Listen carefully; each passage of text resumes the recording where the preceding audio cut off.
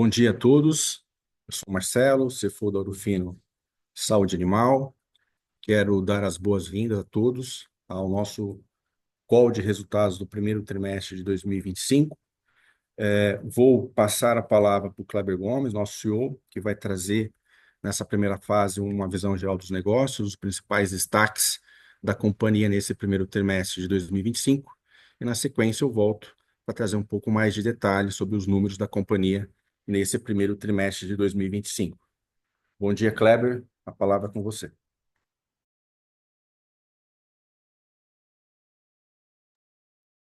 Marcelo, obrigado pela introdução. Bom dia a todos. É um grande prazer poder estar aqui novamente, né, prestando contas, explicando um pouquinho dos últimos meses da Urfino Saúde Animal.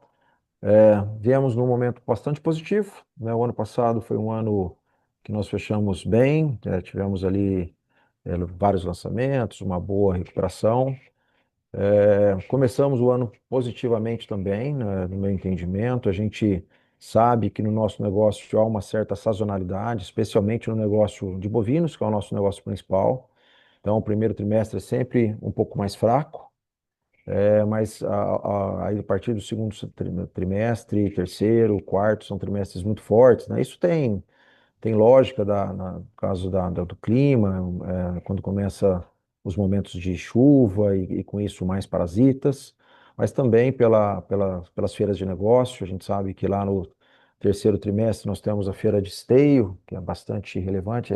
Aliás, esse ano estaremos com bastante novidades lá na feira de esteio, então vou deixar aqui uma surpresa para a turma. E também, né, é quando começa a estação de monta, de reprodução, então os números esquentam muito para frente. Mas falando do primeiro trimestre, nós tivemos um trimestre em que todas as unidades de negócio crescem, né? Destacando que quando falo de animais de produção, eu tenho que fazer o ajuste de aftosa, que tinha no ano passado e não tem esse ano, mas todas as unidades com ajuste da aftosa estão crescendo razoavelmente bem. Por outro lado, eu sempre tenho comentado, nós estamos num mercado bom, um mercado que cresce, mas não é um mercado fácil, um mercado que tem uma concorrência muito competente, muito forte, assim como nós. Então, é um ano que a gente vai estar ali brigando, né, com os melhores para fazer novamente um ano similar ao que foi 2024, com bom crescimento, com rentabilidade melhorando. E a gente vê muito dessas tendências aqui nesse momento. Então, a gente vê uma margem bruta que está melhor também no trimestre. E, óbvio, esse ano é um ano que a gente fez um pouquinho mais de investimento em forças comerciais e de marketing. Então, a gente espera também diluir um pouco desses investimentos ao longo do ano com o crescimento que será muito forte, eu tenho certeza. Esse crescimento está alavancado em lançamentos. Nos últimos 12 meses lançamos 8 produtos, mas quero destacar aqui os principais que ocorreram agora em 2025 já, né? O ano já começou com 2 lançamentos de classe mundial, 2 lançamentos super importantes. Lançamos em fevereiro a Linvac, nossa vacina imunocastradora suína, segunda do mundo. Então, ficamos muito felizes por esse desenvolvimento interno ter feito pelo nosso time. O produto já está a campo, já está em grandes clientes, né? Um cliente especial já operando um pouco, já temos outros já negociados também, começando a operação. Então, assim, não tenho dúvida nenhuma que esse produto vai ter sucesso. Inclusive, é um produto que tem uma possibilidade de virar um produto global e a gente vai explorar isso um pouco mais para frente. Nesse momento, estamos aqui muito focados em estabelecer bem essa operação, porque é uma vacina que é vendida, na maioria das vezes, aplicada. Então, nós temos todo ali um trabalho de servir os nossos clientes da melhor forma possível. A gente quer fazer isso muito adequadamente. A vacina é muito boa, os resultados são excelentes, então a gente está muito esperançoso, né, com o crescimento dessa vacina ao longo dos próximos meses e anos aí. E como vocês já sabem, né, a Urufino fez um grande trabalho de trazer para nós, porque esse produto já está no Brasil há algumas décadas, mas uma negociação que nós fizemos com a LG da Coreia, a mesma LG que faz ali os equipamentos eletrônicos, mais conhecido pelos equipamentos eletrônicos, mas é um gigante coreano, né, que tem a sua divisão chemical, divisão de químicos deles. e que produz o boosting e que era distribuído por um outro concorrente nosso aqui no Brasil. E agora esse produto está nas nossas mãos, já está a campo, já começaram as vendas e o boosting vai nos ajudar com um crescimento bastante robusto também. Além de tudo, um produto muito tecnológico, um produto que traz um aumento muito grande para a produtividade do leite. E aqui nós estamos falando de produtividade, muito importante, né? Nessas duas vacinas, na vacina e no boosting, nós estamos falando de produtividade e bem-estar junto com esses produtos ao mesmo tempo, né? Sustentabilidade. Então, são dois produtos incríveis. E o boosting, além de tudo, entendo que ajudará, reforçará ainda mais a nossa presença na produção leiteira, no nosso portfólio de leite, que já é muito bom. Então, estamos aqui com todas as ferramentas para começar um ótimo trabalho. E o boosting começou a ser vendido agora em abril, né? Então, já está a campo também. Então, ótimas expectativas. Já temos um outro lançamento organizado e previsto, vai ocorrer no comecinho de junho, mas eu comento sobre ele no call do segundo trimestre. Como já comentei, então o crescimento bacana. Queria falar um pouquinho também, no geral, né, da situação da companhia. A companhia está muito bem organizada, estruturada, uma diretoria competente que tem feito um ótimo trabalho.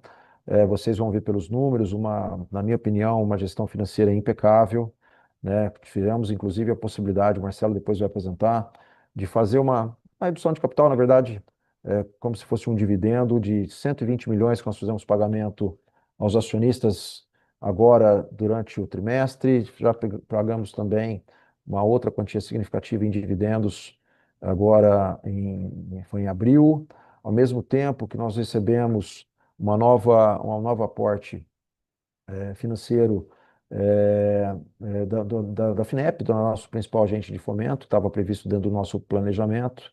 Geramos caixa, inadimplência muito baixinha, então, estamos assim com um endividamento de muita qualidade e com um endividamento baixo também, né? Isso mostrando o trabalho que foi feito nos últimos anos para essa geração de caixa. Então, entendo que a parte financeira está impecável, a organização também, nós estamos preparados para um crescimento bastante forte que virá esse ano e também futuro. Então, obrigado a todos. Vou voltar a palavra ao Marcelo, que fará o detalhamento aqui dos números. E também volto ao final da apresentação, caso tenhamos perguntas e respostas. Marcelo, está com você. Obrigado, Kleber.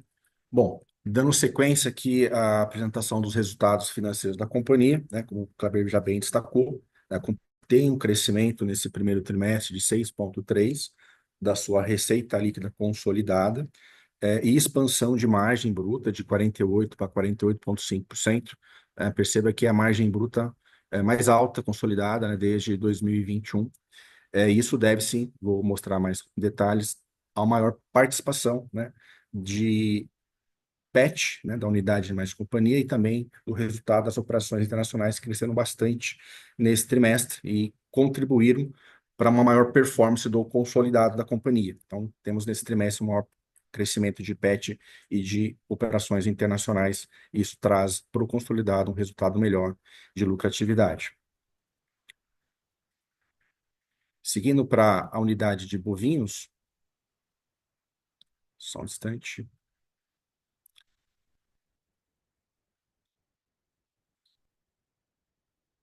De animais de produção. Esse primeiro trimestre é importante olhar de forma ajustada, porque ainda no primeiro trimestre de 2024 nós tivemos um faturamento de aftosa, né? Foi o último trimestre que o mercado teve ainda vendas de aftosa. Então, olhando de forma ajustada, né, o crescimento da unidade de animais de produção ele cresce 6,2%. Claro que a performance de bovinos, né, da linha de bovinos, ela não foi igual ao do ano passado, né? Teve um menor crescimento, proporcionalmente falando.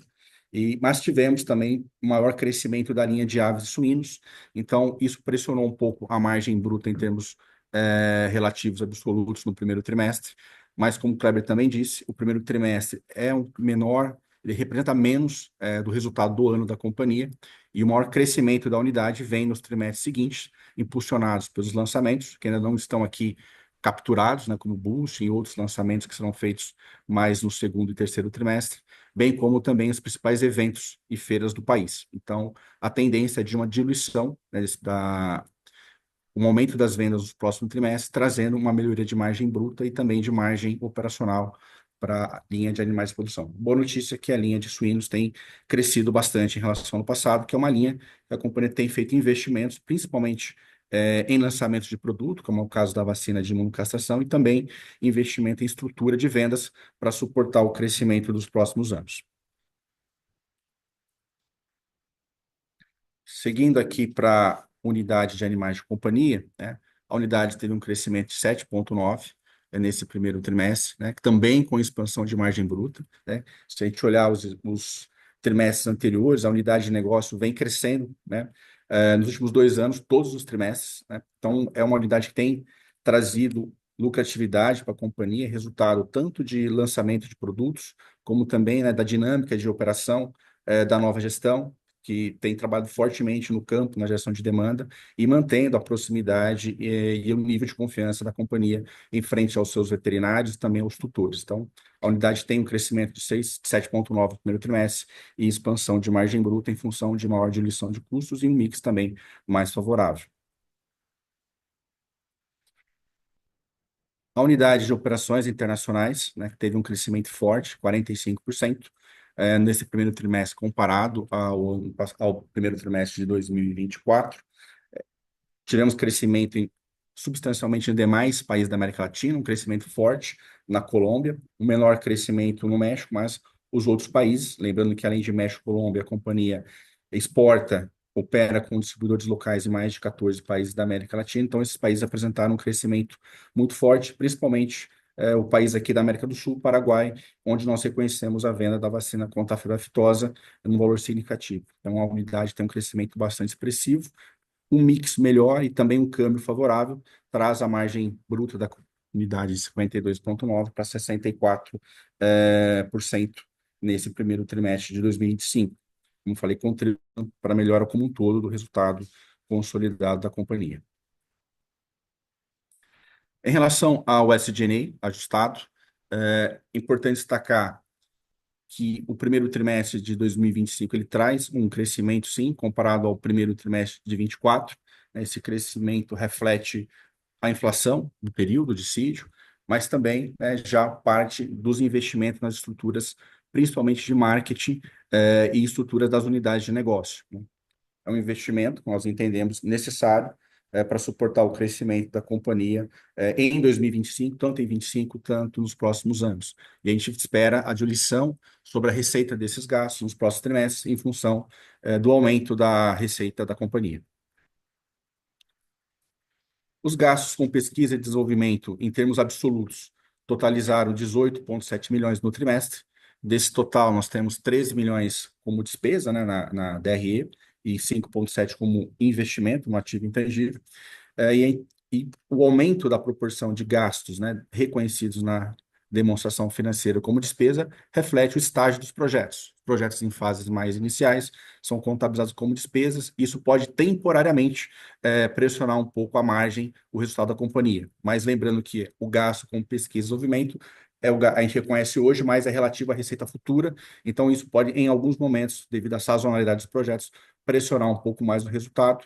É o que aconteceu nesse primeiro trimestre de 2025. Nós tivemos um pouco mais de despesa de P&D, contabilizado como no resultado. O gasto total manteve-se estável, né, e também um pouco mais de despesa comercial dos investimentos que eu já comentei, que traz uma pressão de EBITDA no primeiro trimestre de 2025, mas tende a serem diluídos nos próximos trimestres. A companhia tem, né, no seu plano de crescimento, entregar um EBITDA maior em 2025 do que foi o ano de 2024.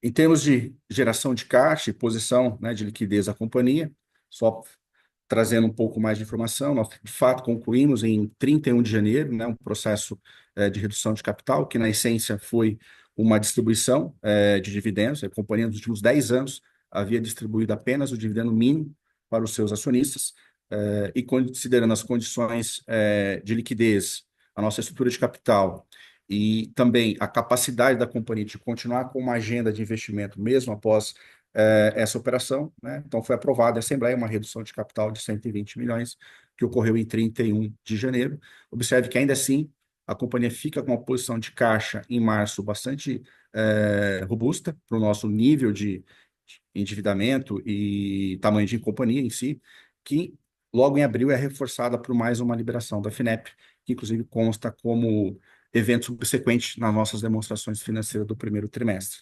Mas é importante destacar, além da posição de caixa, né, o próprio nível de alavancagem da companhia e a composição. Nós fechamos o ano passado, 31 de dezembro, com uma alavancagem dívida líquida EBITDA de 0,6 vezes, a menor, né, nessa série histórica aqui, com olhando 2021. A empresa sempre teve, né, uma gestão não conservadora, mas adequada, customizada, né, para as condições brasileiras e para o nosso nível de perfil de investimento, mas ela tinha ficado muito baixa em 2024, com 0,6 vezes, e mesmo fazendo a operação, né, em janeiro de redução de capital, a gente fecha o primeiro trimestre com uma alavancagem de 0,9 vezes dívida líquida EBITDA, ainda menor do que os anos de 2022 e 2021, e nós não temos, né, dentro da nossa política de riscos financeiros, uma intenção de aumentar a alavancagem da companhia a patamares elevados nos próximos anos, tendo condição de financiar o nosso crescimento orgânico com a nossa própria geração de caixa operacional e contando com um fundo adequado para manter a agenda de investimentos mais relevantes, como são os investimentos em pesquisa, desenvolvimento e inovação. E o custo de dívida também fecha em 8,42. A gente sabe que a Selic está em patamares bem elevados, é também uma condição favorável para mantermos a nossa agenda de investimentos.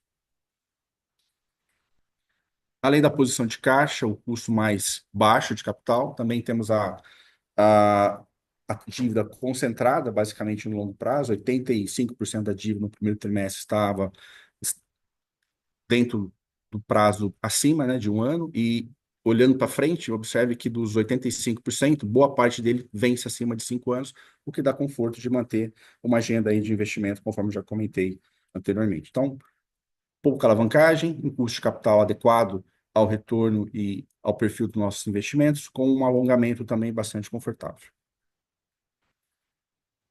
Eu encerro aqui a minha apresentação, volto para o Kleber, que vai estar disponível para a sessão de perguntas e respostas, e caso tenha alguma situação, eu volto aqui para encerrar e seguimos aqui em diante no próximo trimestre. Bom, Marcelo, estou analisando aqui, eu não vejo nenhuma.